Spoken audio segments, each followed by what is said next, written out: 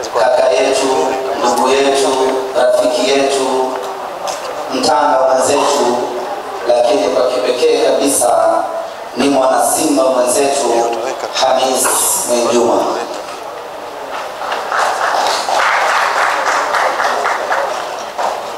Asante sana kwa kuja.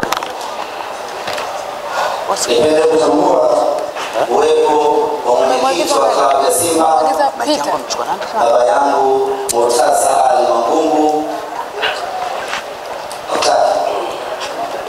Sasa kwenu mbele yenu mshindi aliyeshinda zabuni hiyo kwa fedha za Kitanzania za shilingi bilioni 38 kwa mkataba wa miaka 5 si mwingine, mshindi ni kampuni ya Jairuti Investment East Africa Limited.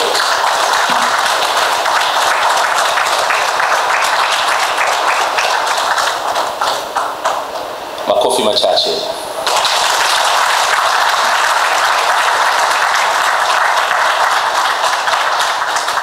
Klabu ya Simba inakwenda kuchukua kwa mwaka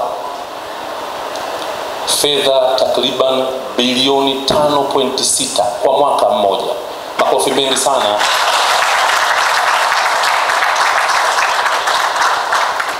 Hivyo basi mambo yako mengi, faida ziko nyingi, nisingependa mimi nitaje yote. Nimkaribishe kwenu mbele yenu mshindi wa zabuni hiyo, Jairuti Investment Company Limited. Karibu sana, na wewe ndio utakayekuja kueleza yapi na yapi ambayo unakwenda kuifanyia klabu ya Simba mara baada ya kushinda zabuni hii. Asante sana na karibu.